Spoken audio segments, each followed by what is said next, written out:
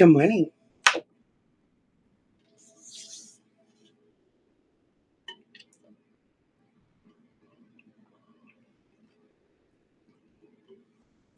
Okay, good morning and welcome to day 3 of 100 days of community. Uh, this idea came to me when I was watching the end of the inauguration, and the newscaster was like, "Well, we'll see what happens in the first 100 days of presidency."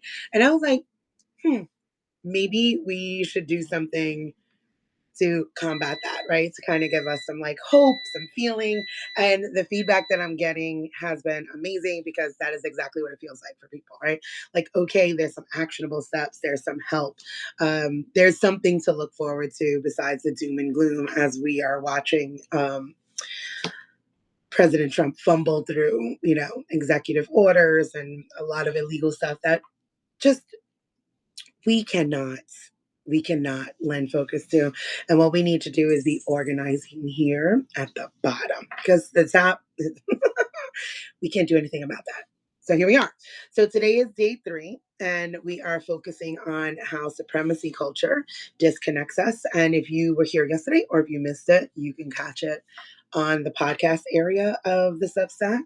And we were talking about those 15 pillars of supremacy culture, which is the foundation of my work, because we were discussing individualism. To give a recap, supremacy culture is the systems of whiteness that brings about all of the oppression. So we're talking about white supremacy, which impacts Black and brown bodies. We're talking about cis supremacy, which impacts trans bodies. We're talking about ableism, Christianization. We're talking about patriarchy, all of the systems that are built in order to oppress another person. That's supremacy culture. And within them, there are 15 pillars. My work is when I first began, I started on TikTok and I'm like, hello, I'm Desiree B. Stevens and I pathologize whiteness. And I do. I look at it as a system, right? That we just have to dismantle, that is intended to um, benefit white bodies, but it does not benefit all white bodies, not trans white bodies, not disabled white bodies. But first and foremost, because this is a white supremacist delusion that we live in, race is the first marker. So that is why when we say, Black Lives Matter or Black Bodies First sort of thing, it's not saying forget what you have going on. It's that within all of those other oppressed groups, there are always Black bodies, and it is inescapable for us. So now that I've given you that little amazing recap, what we're going to do is talk about how supremacy culture, now that you kind of have an understanding of it, disconnects us. And if you're new here, I give 3 takeaways that start at the beginning. So, 1 for today is supremacy culture thrives on disconnection. 2, trust is undermined by supremacy culture. 3, rebuilding trust as a tool of liberation. Those will be your 3 takeaways from the micro lesson today. So, how does supremacy culture thrive on disconnection? Because it's built on separation. It's us versus them, no matter what that us is, whether it's white or Black, whether it's cis or trans, whether it's Christian or non Christian, whether it's man or woman. Doesn't matter. It is based on that binary, which is one of those pillars of supremacy culture. You could find an ebook in my link in bio or right here. It'll say tools and resources. It'll take you there. Pay what you can. You're going to see that there's this either or thinking, which sets up the binary. So it's you or me, right or wrong, good or evil. You could see it in the Christianization that has happened too. So it tells us who's worthy, who's not worthy, right? Even when we're having these discussions now in such a tenuous time, and we're like, well, trying to think of like republicards or some disparaging terminology or something that still separates, right? Well, they're a Republican versus a Democrat. And I'm like, okay, well, whose lens are you looking at that from? Because if we start removing the lens and decentering whiteness, I can tell you that Biden had 50 years of racist policies, that there was absolutely no way in hell. I mean, I was going to vote for him either, right? Same with Hillary Clinton. It depends on whose lens you're looking at. These people have systematically stripped rights away from Black bodies, from indigenous bodies of this land forever. So when we decenter whiteness in this work, you start to get a deeper lens, right? You get more depth. more range into how these systems operate, right? So I don't necessarily discard someone because they are something, because that's that either or thinking. Oh, that's a Republican, I can't talk to them. Because the truth of the matter is we're going to have to reach across the divide. Most people are in the positions that they're in because they feel isolated, because they feel unseen, because they feel unheard, because they don't have community. Right. And now, when you're learning how to build community, which the goal of this 100 days of community is that, right? Going through these themes, breaking down what it takes to be safe inside of community, to build intentional communities that are intersectional. You will learn that you will make friends with many people, that not all of your views will align, because supremacy culture demands a monoculture, right? Demands a monolith for everything to be the same. And that's just not humanity. That's just not community. That's just impossible.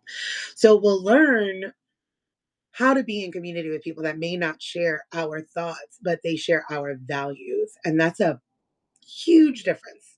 Huge difference. So, anyway, I kind of gave an example here, which says, consider how perfectionism, power hoarding, and fear of conflict keeps us from building genuine connections in our workplaces, in our families, and in our communities. Those are other pillars of supremacy culture. Often we find that, that whole keep the peace attitude that we get, right? Oh, don't bother your father with that nonsense, or I'll handle it. That's not actually keeping the peace. That's actually holding on to discord within your own body and tension, and you're protecting the person who is being harmful in the situation, right? We have to be able to confront people. We have to be able to say, I'm willing to have conflict in this relationship, no matter what that relationship is, to have a conversation to understand deeper what's happening here. What's happening here, right? When somebody tells me they voted for a person, I ask why, right? In 2016, when the motto, because white supremacy and supremacy culture always has a slogan, right? Because it's thought terminating, just makes you go with it. When it was vote blue, no matter who, I was asking, so if Trump flipped his ticket, would you be voting for him? Because he said vote blue no matter who. There's no thoughts to it. Amanda says that's my family to a T. It's a very normal structure inside of white families to keep the peace, and it upholds the patriarchy because white women have been systemically trained to uphold patriarchy as their protection from a system. If you strip away all the rights, which is what we're seeing right now, if you strip away women's rights to their body, to their ability to have bank accounts, to their ability to have jobs, right? Like that revocation of the executive order yesterday, people get distracted. And it's like, oh, well, affirmative action sort of stuff for Black people. White women have benefited from any civil rights action more than Black people have, aside from the fact that we can vote. It just had, that is the absolute truth, because they're not after us. We are just an afterthought. They don't care what happens to us, that it impacts us deeper or greater. The goal is to keep white women disenfranchised, barefoot and pregnant, to create their Christian cis patriarchal white ethno state. And if you have no rights, they could do that, right? So that idea of keeping the peace was keeping them safe under patriarchy. This is the only way I can survive, is underneath this man. And that is something that has to be broken away from too. And we will get through that. Don't worry about it. But anywho, so yes, that is a very normal thing. And that is one of the pillars, and it would be called fear of open conflict. So the ability to have conflict really comes from being able to be curious and to have a communication style that is more of a nonviolent communication style. And I will be, I think in like week 5 or so, I'll be introducing Sunjata. He's here on Substack under Sustainable Solutions. He does amazing work with intentional dialogue and nonviolent communication. So he will be joining. But you'll be able to have that, right? Like I've shared on my Substack, my aunt, who's one of my most favorite people in the world, is 100% back to blue Trump supporter. And I am who I am. But I went home and we had the best of times. My kids, like they love their great aunt. We played Uno. We had a good time. She's hella Christian now, more so than we grew up. And if you read that article, it's really cool to see who she's become and how I recognize how she's become that. So we're able to have these conversations. Now you're going to have, when you are able and willing to have some sort of conflict, you will suss it out.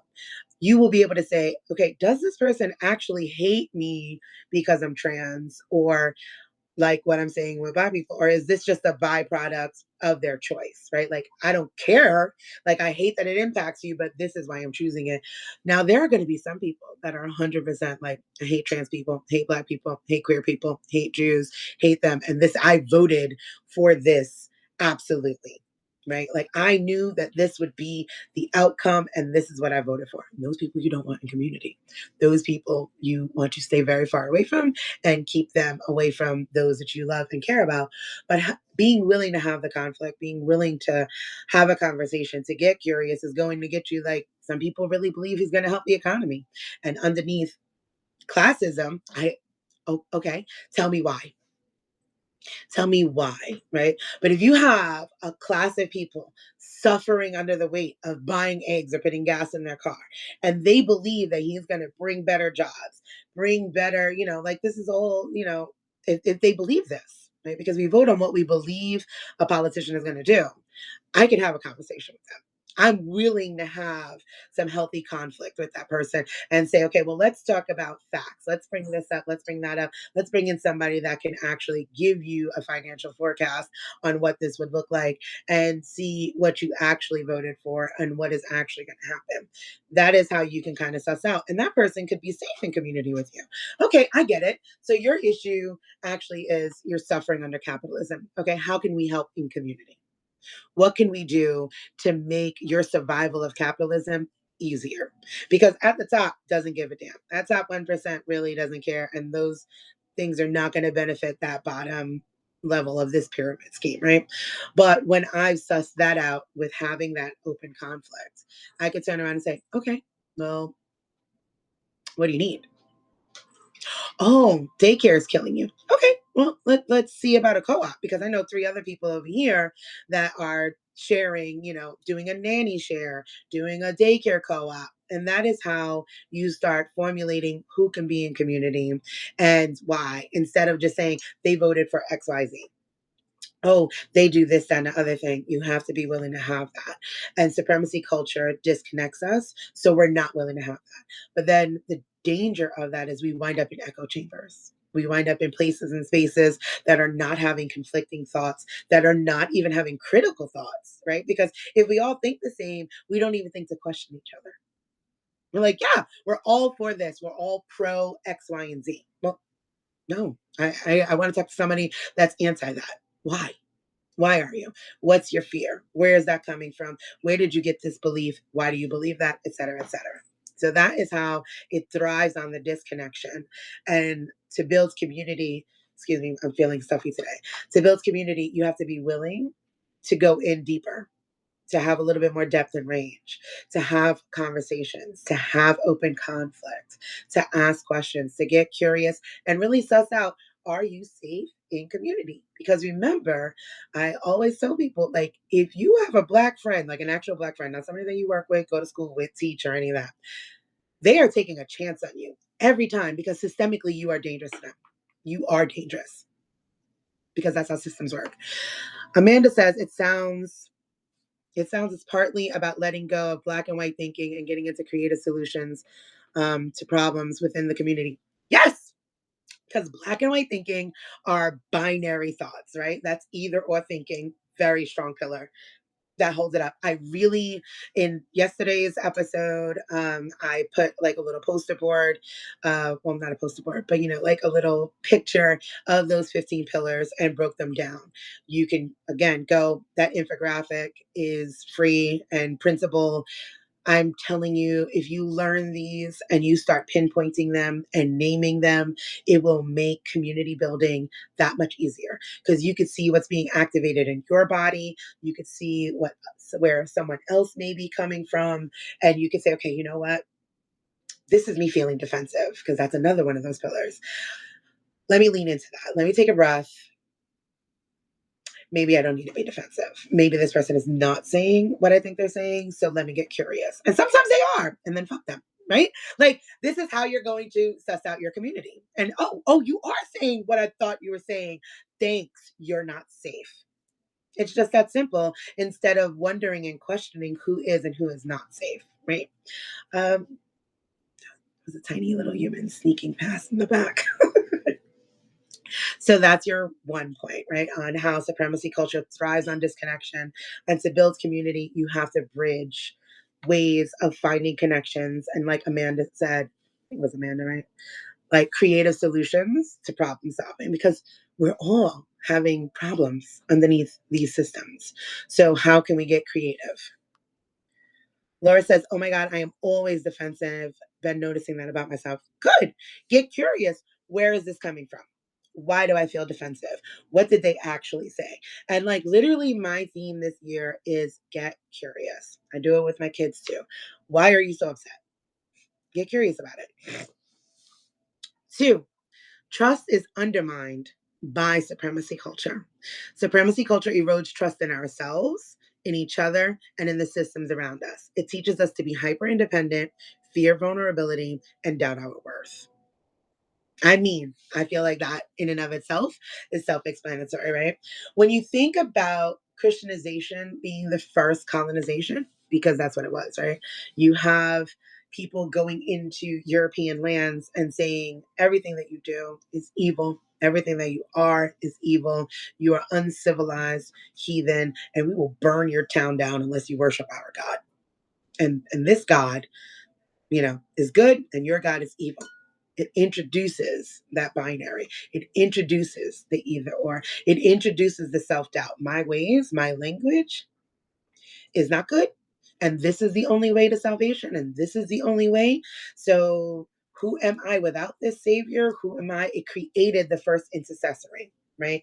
It was the first separation between us and our own divinity. And it continued and bundled and kept going until we have these systems now. This is its greatest manifestation. So everything we do, we question. Like, is this the right decision to make? Is this the way to move? And every single thing in this system backs that up to make us question ourselves, to make us wonder, to question others, because it sets us up for competition, very specifically in capitalism. And it starts in our homes, right? Competing for, the attention of your father based on your mother or another sibling. It's a very weird situation that happens in white family systems, and it's very incestuous and it's very intentional to be that way, to set you up, because home is your first place. Then you're going to go out into the world, and work is going to train you in that further, to compete against this person for a promotion. Nobody's talking about what gets paid. So everybody's like, you know what? That's that rugged individualism. I could do this myself. I don't need any help. And it's like, what? We all need help. We need to be able to trust ourselves. I have to trust me first. Whenever I hear somebody say I don't trust anybody, it's a red flag to me. I'm like, it's you don't trust you. I trust people. I trust people to be exactly who they are. And I get curious about who they are. And I trust people because I trust me. I trust my discernment. I trust my judgment. And sometimes that leads me awry, and that's okay. That's a learning. Okay. I'll pay attention to that. That's another thing to get curious about. Should I see it in another person? Let's see what Tiffany says. This is really hard for me as a very non confrontational person. And from my upbringing with my dad, who wants to argue and raise his voice and call names, I shrink immediately. As a 46-year-old woman, at the thought of conversation with the other side, my dad is not a safe space, and I don't know how to be in relationship with him right now. And I don't want to become like him. And I'm feeling a lot of anger right now. One, I do not promote people being in unsafe spaces. That conversation, if you choose to have it, can be had via text, via the phone, via email. Get clear on your desire. Do you want a relationship with your father? Right? When I share that information about my aunt, I want a relationship with my aunt. So, because of that, it is important for me to be able to confront things with love. It's boundaries, boundaries, boundaries. I am full of love, but I have boundaries like a motherfucker. You can't talk to me crazy. And you could stop that conversation right then. Wow, thanks. We're done. And no is a complete sentence, friend. No. I will not go any further. If this is how you're going to talk to me, no. Will I have a conversation and it's uncomfortable? Will I have a conversation and I don't necessarily like what you're saying? It's kind of making me skeeve a little bit. Yes. Can you talk to me out of pocket? Can you be disrespectful to me? Absolutely not. And if I'm doing it to you, cut me off too. Oh, you know what, does? And not I'm uncomfortable. Say that I'm uncomfortable. I'm uncomfortable where this is going. Can we put a pin in this? This was a lot. I'm learning how to have these kind of conversations. I need to put a pin in it. And can we revisit it? That's okay. We could do that because there's no rush here. I made you uncomfortable with something I'm saying. Okay, that's fine. We'll put a pin in it. We'll come back. But make sure we revisit it. Yes, you can. Being outright disrespectful? No. Will you become him? I mean, get curious. How did he become him? I can't tell you if you would or you wouldn't, right? He may be very angry for a lot of reasons. When I'm talking with white people very specifically, because that seems to be who loves me and my work. No, it's really who I target, right? Because these systems were created for you. And if we could get you guys to dismantle it, we wouldn't be impacted by it. I often ask white women very specifically, when have you ever seen a white man in your life cry? Who asks the men in your lives, did they ever want to be married? Did they want to have children? Did they want to work that job?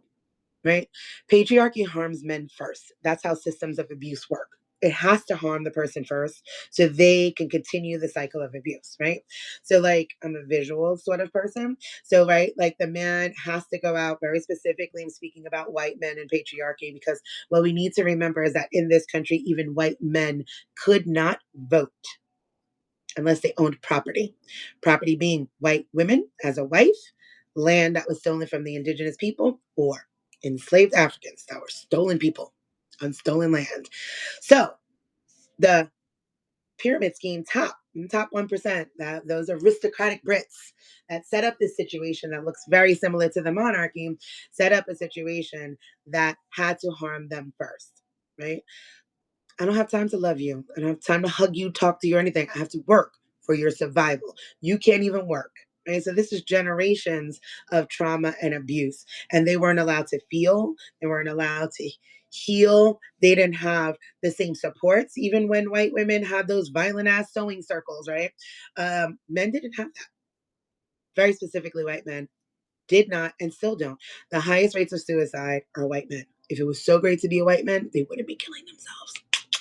So what I task white women to do, thank you very much for bringing this up, is I tell them to give white men the same grace that Black women have been giving you for generations. We sit with you, we befriend you, we educate you, we take on your children. When the little kids are mixed and you don't have no aunties, we become their aunties. We love on them, we love on y'all. We need you to give white men the same exact grace we give you. Okay? Because you didn't always know what you know now either. Give him the same grace, time, and space to learn and grow. Now, that does not mean allow him to abuse you. You could turn around and say, I want a relationship with you. I love you. And I want us to get there. What you can't do is call me names and you can't raise your voice to me. If you'd like to continue this conversation, I would like to too, but those are my ground rules. If you raise your voice or call me out of my name, I'm going to have to hang up this phone. And if he does, you do that. You follow through, you take some deep breaths, you ground yourself, you get into your body, you shake it out. You do it from a place where you feel safe. You don't have to confront anybody in a physical space where you do not feel safe and cannot get to safety immediately. I hope that that helps.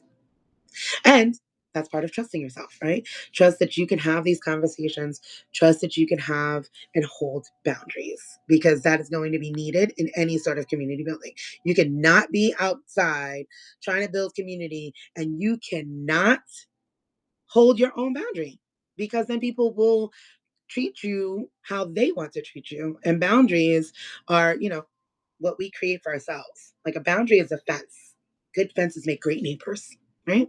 It is here, right there. This is me. I am safe, and my boundaries are what I create for me to be safe, right? Here. No, you can't do that to me. Lindsay said, how does white supremacy culture inhibit our self trust while also promoting individualism? It's a great question. Well, if you don't fully trust yourself, you cannot trust other people. So you cannot build community, right? So that's an inherent thing. I don't trust myself, but here's what I do know. If I can't trust me, I can't trust any of them. So I'm going to have to do this on my own. So I'm going to have to figure it out on my own. I will bootstrap it. And they're not just one, right? It plays into each other, right? Then you have the American exceptionalism coming in. You have bootstrapping coming in. So you hear all of these things. And how many times have we heard, don't trust anybody? Like, I mean, I know I grew up hearing that. Like, you should not trust other people. This person wants to fuck your man, take your job, tell on you, do something. There's always some reason to not trust someone. So that makes you say, you know what? I'm going to rely on myself, even if you don't trust that. And so that hyper individualism, that hyper independence that gets created causes more of a lack of trust in self because your body, your inner voice knows you need people. We're wired for connection. Right. So the more you start separating from community, the more you start separating from trusting other people, it's like, whoa, what's happening? Because we cannot do this on our own. We are failing. We are fucking up. We need help. Right. And you keep telling yourself, no, I don't. I can do this on my own. I don't need anybody. I got this. So and so did it on their own. Look at that. Nobody did it on their own. Nobody did it on their own. Nobody did it on their own. So it just kind of feeds into itself. I hope that that brings some more clarity. Hi, Anissa. I'm so glad it's right on time. Heard. Yup. Thank you for this. Wow. This is my pleasure. Okay, I'm really respectful of boundaries and I just wanted to do like 30 minutes today, guys. And I'm loving that there's more engagement and I'm fine with going over. Um yeah, no, Lindsay, like systems of whiteness create cognitive dissonance. I used to have a whole series when I used to write on Medium. I had a whole series called Dissonance. And like the sub tagline was something like, am I talking about music or am I talking about white supremacy? Like, because it causes cognitive dissonance. It is a delusion that causes you to live in a constant state of cognitive dissonance because it makes absolutely no sense. It makes absolutely no sense. And we could get into that. But I'm going to quickly go through the third point, rebuilding trust as a tool for liberation. Trust can be rebuilt, but it requires intention and action. It starts with accountability. And remember, I said accountability is neutral, consistent care, and a willingness to be vulnerable. Let me see. I so struggle with allowing myself to lean on others. I'm way better than I used to be, and I'm still working on it. And that's a beautiful thing. That's all you can do is to continuously be willing to work on it. I'm not great at it and I teach it. And I'm like, it still comes up in my body, right? Like, you should be able to do this, Des. What are you doing? Right? Like I shared, this is my first time coming back onto like live things in almost 2 years. My husband and I separated January 26th. What year is this? 25, 23? 23. And that my whole world crashed in with that. And I just could not show up. And it goes back to capacity, right? And I was like, I can't do this. I have 3 children. I'm 45. I'm disabled. I can't do this. I cannot do this. And leaning on people felt embarrassing, felt wrong, right? Like I spent years talking about all of these things. And I'm like, it's still difficult for me. So be gentle with yourself, is my only advice. It's going to be difficult because everything in our systems tell us to not lean on anyone. Everything in our system tells us that we are better alone, that we should be doing it alone. It is counterculture. My message is counterculture. It is saying you cannot do this alone. We 100% need community. There is no way to make this up on your own. I'm telling people, fuck it, sell your house, go get into intergenerational homes, buy some land, create something. I don't give a shit if you fucking live in a container home, a hut, a glamping site. live together, move together. And in order to do that, you have to do these steps. You have to do the work of decolonization so you could be safe in community. So your community doesn't look like a monolith. So your community doesn't look like, don't drink the Kool-Aid. You don't want your community to be a cult, right? So these steps in decolonization, these 100 days is going to show you the things that it takes to build true, intentional, intersectional community, right? Because you can't come into community and think you could save anybody in it because we're all here for a reason. Think of it's like I call all my friends my little motley crew. If you saw us, we're like a Benetton commercial. I don't know who's old enough to remember Benetton, but it was like all the colors of the world, right? And we range from all these sorts of different types of people. We're different types of Black people. Like I'm an Irish Black person. That's completely different than a light skinned Black American woman, right? Who's monoracially Black. There's a completely different background. I'm disabled. Some people are able bodied. I have trans friends. I'm queer as fuck. I have gay friends. I have poly friends. My community is queer. And really the truth of the matter is that is what community is supposed to look like. Not in a way of you're going to save them. Like I'm going to do this because I'm going to save trans lives. No, in a way that trans lives should feel safe. The trans person around you should feel safe to be with you in a space. Can these people that you think you're trying to save feel comfortable living with you? Should be your question. Could we live together and they feel okay? Could I live there and feel okay? Would I feel safe? You know what I'm saying? So that is going to be the difference of when you're building community is it's letting go of the saviorism and coming into solidarity. Because obviously, white people come at this work as saviors. And I'm like, if we all left, if every Black and brown person left this land and we left you the ethno state that they would like to create, you'd still be facing these laws. And that is a reality that you have to sit with as white bodied people. You have to sit with that truth is that these laws have and always have been about you. The easiest manifestation of them goes right back to one is making it about race, keeping us disconnected and making you believe it was no longer about you and it was about us. It is about keeping you home, you without laws to protect you, you without freedoms to move, to create their cis Christian patriarchal nationalist ethno state. And that is the reality. And to counter that, you need community. In order to be in community, you need to decolonize because everything you come at and you approach, and decolonization is for everybody, is with a colonizer's mindset. We see it in every wave of something. I see it in the magic spaces, right? All of a sudden, everybody's a witch and touching into it. And I'm like, oh, okay, you still haven't done the work. We see it in anti racism spaces where it's like, okay, move over. This is what we're doing. Still haven't done the work. It's still not community. We're still approaching things in a colonizer mindset with a capitalistic framework. And that all has to be dismantled. And you have to be willing to reimagine something different. I want you to know that if you're following me and if you continue to follow me, I'm not here to save this system. I don't give a flying fuck about this system. So if you've come here thinking Des is going to teach us how to save it, no. I'm going to teach you how to build parallel systems within it to survive its demise because it must fall apart and we must reimagine something new. I'm going to leave you with this thought because I'm well over time and I really do like to respect people's time boundaries. And the recap will come in the article in the podcast episode. So don't worry, you won't miss any talking points or reflection points. They will be there. But I want you to think about this. I want you to think about any dystopian film that you watch, right? I love them. They're fun, especially like the 80s ones. You sit down, but here's what I noticed the theme is they're usually written by white writers.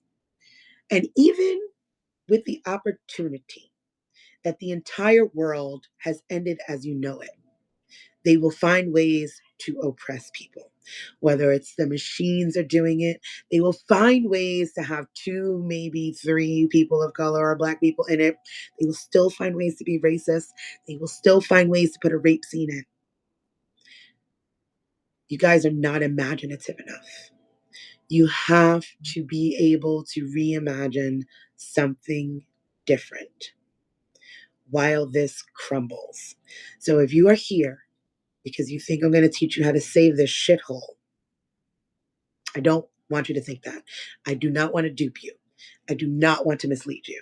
I will 100% teach you how to build a parallel system so you could live where you don't even feel impacted by this. So you could feel so strong and so deeply held in community that what they're doing at top doesn't matter because we're the majority here. It's a pyramid scheme. And that little top 1% only has power because we keep playing with them. And if we stop playing with them and build what we need here at the bottom, which may mean letting go of those capitalistic mindsets, living smaller, doing different things, and reimagining, we'll be okay. And they will crumble because it has to go. The system is no more good. It was never good. It is built on rotten foundation. This is stolen land built with stolen people. It was never good. It was never good. It was never great. It wasn't even great for the people that think it was great for. Because back to the fact, you never saw your white father cry. Okay. Nobody ever asked him, right? Think about all the white men that, were cross dressing in the times. Nobody ever asked them if they wanted to be queer. It was not an option. Nobody ever asked them if they wanted to be single. We focused so hard on feminism and pushing women forward, we left the men behind, right? Nobody ever asked the question, right? Do you want to be married? Did you want to have children? It was just a system that he had to go along with too. Men were not allowed to move up in these CEO positions, in these boardroom spaces, if they did not have wives, children. They would be considered irresponsible bachelors. Same. These systems harm everybody. We have to be willing to see every single person in the system and reimagine something new. And that's what I'm going to leave you with. I'm super happy so many of you are showing up. I'm very excited for this. Hercules, Hercules. And I'll be back tomorrow. I'm very excited. I will be here every day for the next 100 days, right? Well, now it's like countdown 97 days or whatever. But I will be here and I will show up. And I hope to see you. And I'm speaking and I ask you to not do that when I'm on live and I need you to respect that. No, no, it's not an appropriate time and you won't be asking me that question now. So, anywho, talk with you guys later. I will see you tomorrow. I will keep showing up. Let me read these last little comments. Amanda said, that is so comforting. Thank you. I will keep working on it. Absolutely, Amanda. It's going to be work. I heard someone recently say that we all depend on each other. It's just that wealthy people pay to help others provide. Exactly. Okay. They're not doing it on their own. They have all sorts of people. Morgan says, good morning. Good morning. Let me see. Hi, Kate. You just came on and we're just about to go. Sherry said, I was raised to believe you can trust everyone in a cult, but ended up super damaged from trusting the wrong people. Finding the right balance of trust and healthy boundaries is a challenge. And I'm super happy to help you with that because, yes, it is. And cults are very common inside of, white supremacist systems because, again, their ultimate goal is controlling, white bodies, very specifically white women and femme bodies for their ethno states. Thank you for helping us imagine something different together. It's my absolute pleasure. Amanda, I love this. It feels so powerful because it is. It's amazing when we know that we could actually make a difference, when we could change things when we're really working together. Thank you, Desiree. Much love, everyone. Thank you for this. Hercules, Hercules. Yes, I love that. That's the Hercules, Hercules. That's the thing. That's the thing. All right. I'm off. My tiny humans have been super patient, hence the 30-minute time limit. But, I've maxed out on that. And that's all they have. and they've been out of school since December 19th. I'll be back tomorrow. I will recap everything in an article and the podcast. Again, the first 10 days of this is blasted out to everyone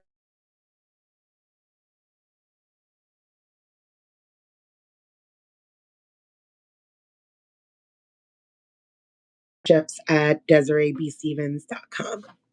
See you tomorrow.